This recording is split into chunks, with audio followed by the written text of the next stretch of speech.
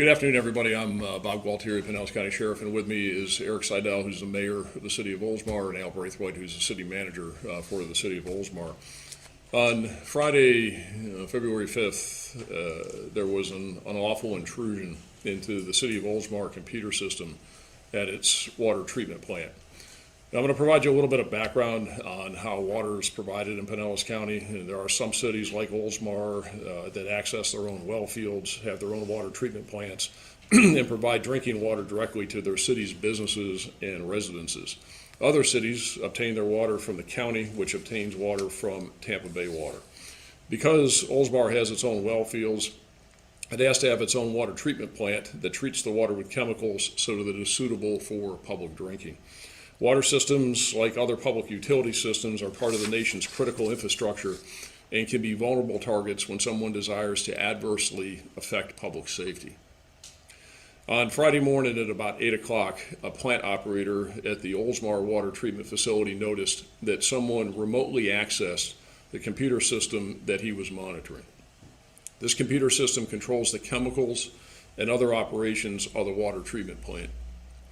The computer system was set up with a software program that allows for remote access where authorized users can troubleshoot system problems from other locations.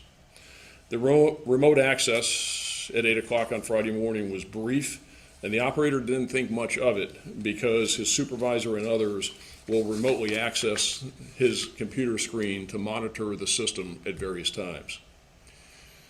So nothing else happened from that initial intrusion at about 8 o'clock on Friday morning until about 1:30, when someone again remotely accessed the computer system, and it showed up on the operator's screen with a mouse being moved about to open various software functions that control the water being treated in the system.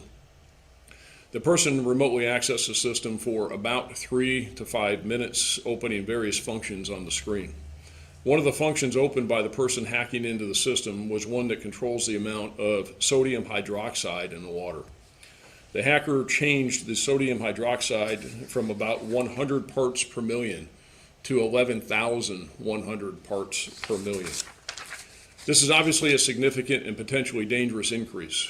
Sodium hydroxide, also known as lye, is the main ingredient in liquid drain cleaners. It's also used to control water acidity and remove metals from drinking water in the water treatment plants. After the intruder increased the parts per million from 100 to 11,100, the intruder exited the system, and the plant operator immediately reduced the level back to the appropriate amount of 100. Because the operator noticed the increase and lowered it right away, at no time was there a significant adverse effect on the water being treated. Importantly, the public was never in danger.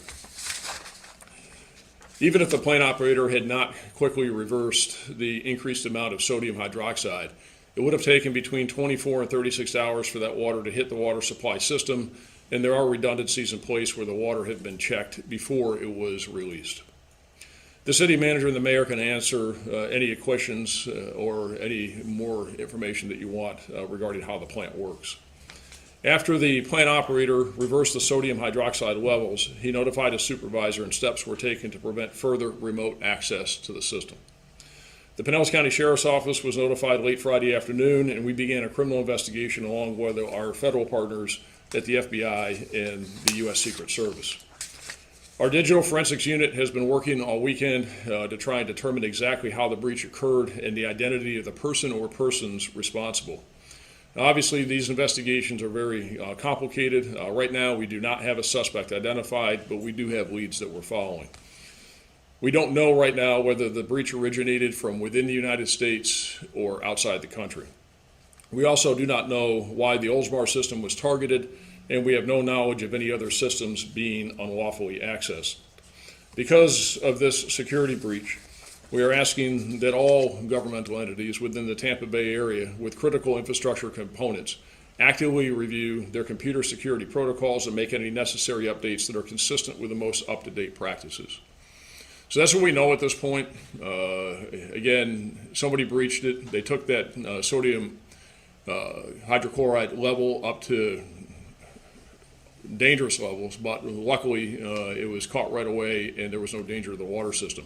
I'm going to turn it over to the mayor and the city manager for any comments that they want to make, and then we'll all answer any questions that you have. Mayor? Thank you. Thank you, Sheriff. I think the sheriff's covered it pretty well, but I want to make a point, and that is the protocols that we have in place, the monitoring protocols, they work. That's the good news. Even had they not caught them, there's redundancies that have alarms in the system that would have caught the change in the pH level anyhow. But the important thing is to put everybody on notice. And I think that's really the purpose of today, is to make sure that everyone realizes these kind of bad actors are out there. It's happening. So really take a hard look at what you have in place. City Manager, anything you want to add? No, sir, I think you all covered it, but we'd be available to answer any questions. Have you heard about these kind of attacks happening at other agencies around the country? I think we anticipated that, this day was coming. I can't tell you that I know a whole lot about those that we've confirmed have already happened elsewhere, but, we talk about it, we think about it, we study it, but as far as the specific, I'm not aware of one right now. If this is am I correct in understanding that this is the potable water supply, the drinking water supply? Correct. That's correct. Why is it that this is something that is allowed to be changed at all? As regards to, why are there not metrics within the system that allow this not to be changed to that dangerous level at all? Why is that even an option? Well, because the water's drawn from the ground and has some statistical things that have to happen to it in order for it to be potable.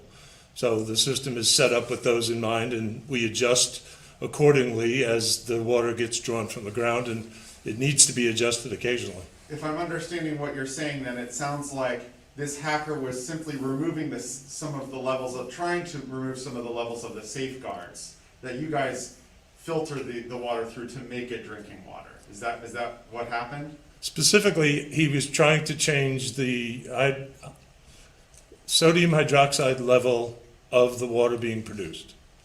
It changes the alkalinity. And so that's what he was doing. To the other point, I'm sorry. The pH, we have pH alarms throughout the system. So obviously, if you change the alkalinity level, the pH changes. That would have been an alarm throughout the entire system. So even if we hadn't noticed it right away, it would have alarmed to all of our people to notice it quickly. Has there been anything done additionally since this happened to maybe tighten things up, or any additional steps to prevent this from happening again? Could it happen again? Well, we've obviously disabled the program that enabled it to happen, and yeah, we are going to make some upgrades to other parts of the system to try and ensure that it doesn't happen again. How long before those alarms sound? I'm sorry, ma'am? How long before those alarms go off? You caught it, but when Instantly, as soon as the level is beyond what the system says it should be, an alarm goes off.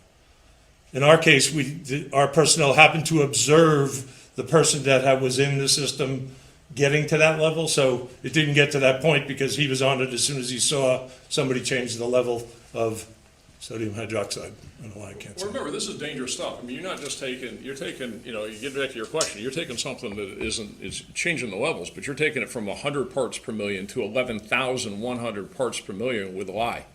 So this is somebody that is trying, as it appears on the surface, to do something bad. It's a bad act. It's a bad actor. This isn't just, we're putting a little bit of chlorine or a little bit of fluoride or a little bit of something. You're basically talking about lye that you're taking from 100 parts per million to 11,100. But very fortunately, like has been said, is that the operator saw it and immediately reduced it, and that there was the right infrastructure in place to catch this, and that Oldsmar has redundancies in place. Even if he hadn't caught it, is that it would have taken a period of time before it would have hit the drinking water system in Oldsmar, and alarms would have caught it, and it could have been adjusted before it got out.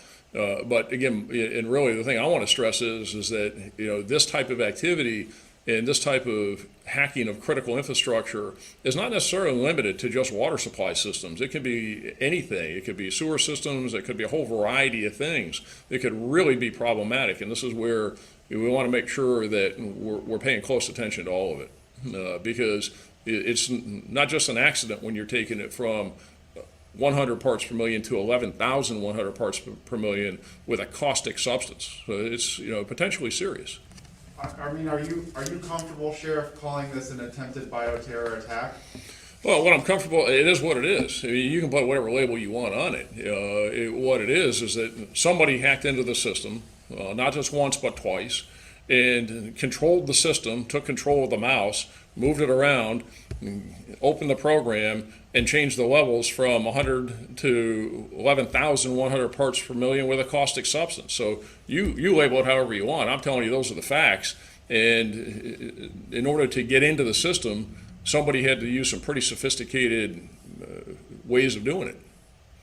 Yeah, Jack, go ahead. Yeah, sure. I mean, obviously good that these redundancies were in place and would have caught it even if the supervisor had not been monitoring it as it was happening.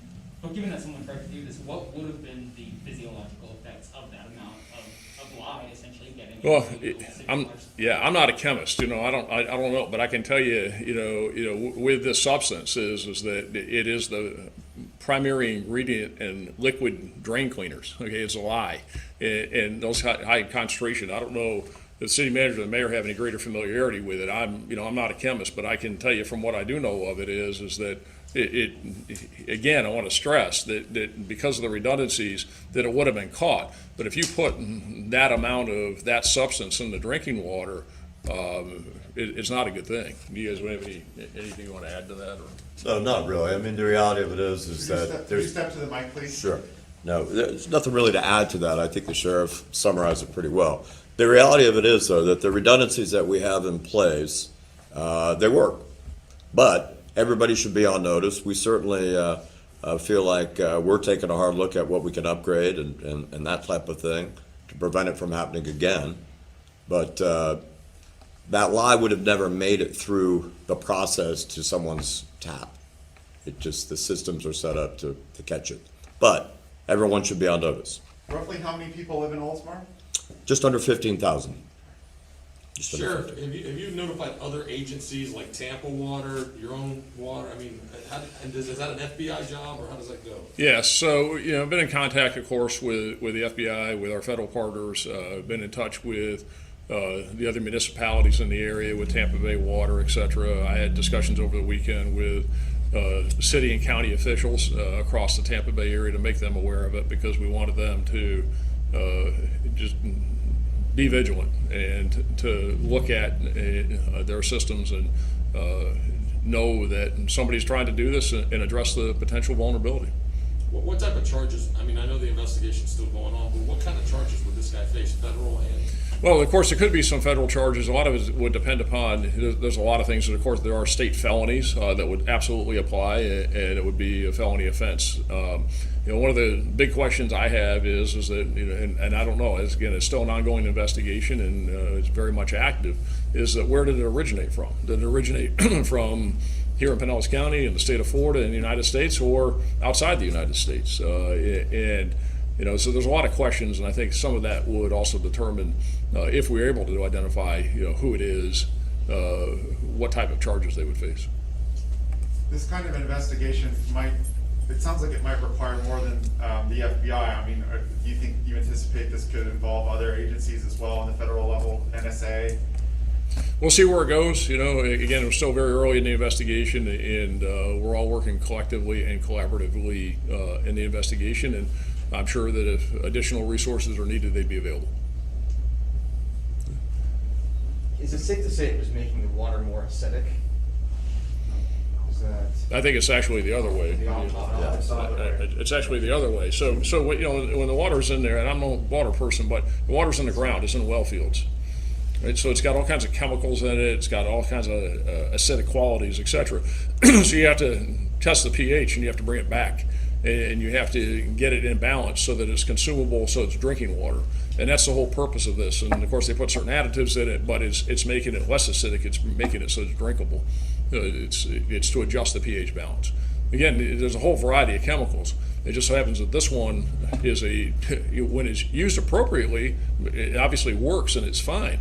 But it's by itself, or in these mega quantities, it's a caustic substance.